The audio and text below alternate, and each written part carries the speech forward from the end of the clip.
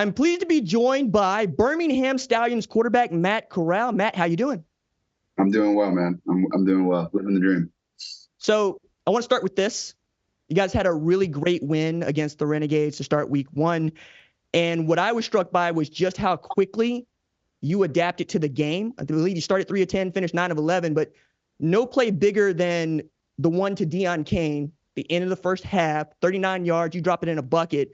What'd you see on that play? So I saw it was third and 10 plus. I don't remember exactly, but I saw they were in a one high and the corner was just playing the sticks right in front of where our receiver was supposed to stop. And I looked at him and he looked at me and I gave him a pump signal just because I knew, I know he's a heck of an athlete, and if it's a one-on-one, I'm taking my chances with that. And he did his part. He got open, and I just had to deliver a ball. He made my job easy, and the O-line did a great job protecting me. And I went out on a limb, just had a feeling that they were going to be in this specific defense. They were. We got it, and it feels good to make a check and it be successful. And it's just I haven't been on the football field in a while, so it's good to really just get back out there and do what I do. It seemed to look that way at the start, but again, as you continue to play, you got more comfortable. Coach Holtz actually said, look, after you got hit the first time, you were like, okay, cool. No, so that's exactly, I want to be honest, that's exactly how it was. And I told him that. It was just just cobweb, man. Just my anxiety just before I snap the ball. It's just, okay, how is this going to play out before I'm playing it out in my head as he calls a play. And it's just like, why am I doing that? And it's just typical, like just nerves. And it never really went away until that hit. Once I got hit, that's when my whole thing flipped and I was like, okay, let's play.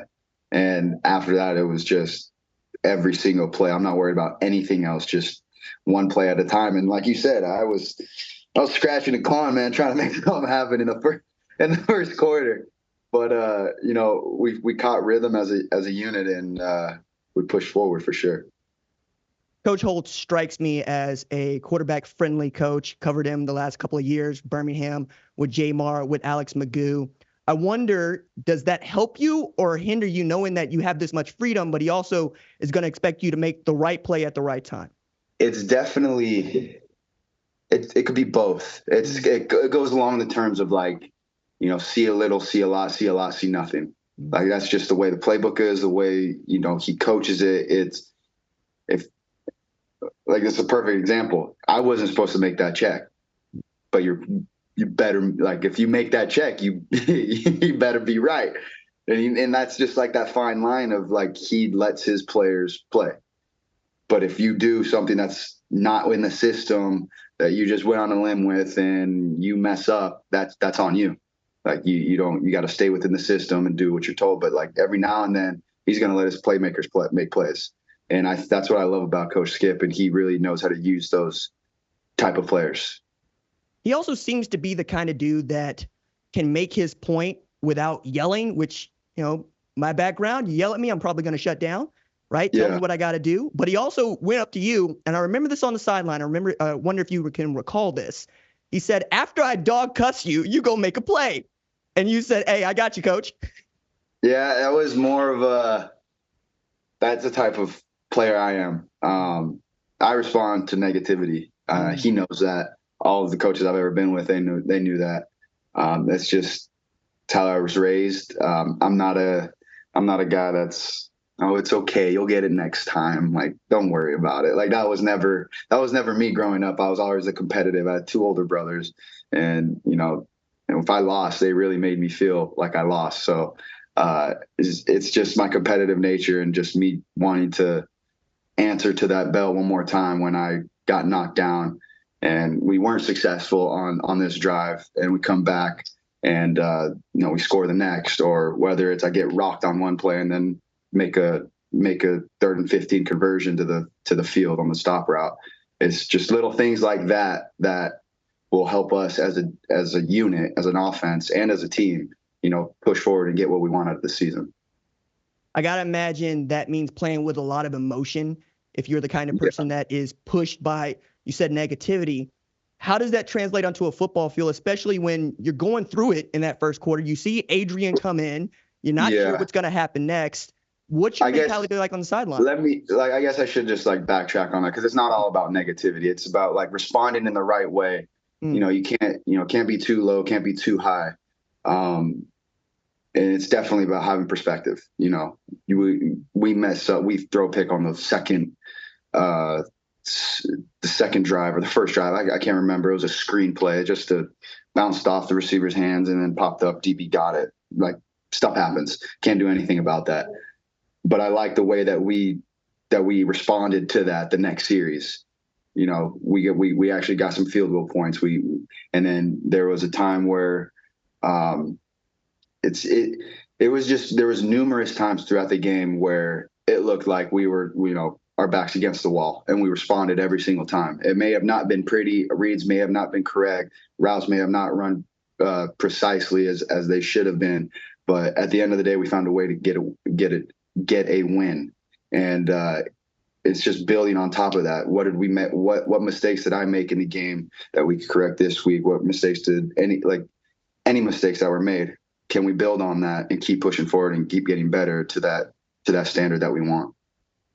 I'm reminded that you played for Coach Kiffin, who seems like the kind of coach that Coach Holtz is. He calls plays. He's also in your bunch. I wonder if your experience with Coach Kiffin helped inform how your experience is going with Coach Holtz. I would just say my experience overall with the type of coaches I have helped me get ready for this moment, because I've never really had a coach that said, I'm not saying Coach Skip give me free reins to do whatever I want. That is not what I'm saying at all. But he lets his playmakers make plays, like I said before. And if I see something that's right, you have the ability to make that check or make that. And he has that confidence in me. And me as a quarterback, I was never I was always black and white. Like, you tell me how to do this and I will do it that way every single time. And that's the thing in the NFL and in the world I live in, there's no such thing as never and always. So there's always that gray area where every now and again, you might not always do the same thing every single time. And I think playing for Coach Skip has helped me get uncomfortable, getting outside of my comfort zone and being able to, be my own play caller, be my own quarterback, and actually focus in on, being who I am as a quarterback and as a player, as a playmaker specifically, and just running what I like, and not just always not necessarily being a robot and doing everything. It's really hard to explain, because Kiffin, when I was with Kiffin, you check a third down play. What are you doing? Why would you check that? This was perfectly normal. You did not need to check that. And whether it worked or didn't work, that's how that was. And with Skip, it's it worked. I can't do anything. Just make sure if you check it and you don't get it, your butt's going to be hanging on my wall. It's just being able to be, have confidence. That kind of gives me confidence. And I know that gives Coach Skip confidence in me to do those sort of things. And it just goes both ways. And I think, I'm not going to be doing every other play, but that definitely helps build me as a person, as a quarterback, for sure. Because, like I said, I've always been that person that's just, hey, Coach, you tell me how to do something and I'll do it that way every single time. And just being able to go out there and just call whatever play you want and just line it up and do it. And I think that was the best thing for me in this situation. I'm really touched by that, because I'm the kind of person that also wants to know what it is you want me to execute and how I can go execute it, right? Yeah. If you're going to give me the play sheet and not allow me to make a mistake, it's going to be really hard, right? As opposed to, that you're going to get a matchup. I'm going to pull Jay Sternberger because I think the world of him, right? You got to match it with that guy. And you can defend that on the sideline going, I know I can get him in a one-on-one. I know he will win. Like you said, Deion Kane was going to win. You got an athlete out there. And that goes and it works. And doesn't matter that it wasn't the play that Coach Holtz called. It's the one that worked, right? So everybody got the result they were looking for. I'm really interested in that dynamic because coming out of Coach Kiffin's offense, drafted in third round by the Panthers, right? Spent a little time there with Coach Rule, spent a little time in New England. What did you learn briefly in the NFL that allows you think, to be a better quarterback in the UFL? Just exactly what I was saying, just being your own person, and being your own person and having confidence in that person, whether it's on the field or off the field. I think my specific experience, I really think it goes hand in hand. When there's gray area, like of something that's not explained in a concept or a play, and they don't go over it because that's just, they don't think it's it's not important to go over. Some coaches may think it is, some coaches may think not. Everybody's different. Everybody teaches offense differently. And the ability to, like, if you look at the Coach Skip's call sheet, it's every formation, it's every concept, and it's every quick game, every sort of concept run.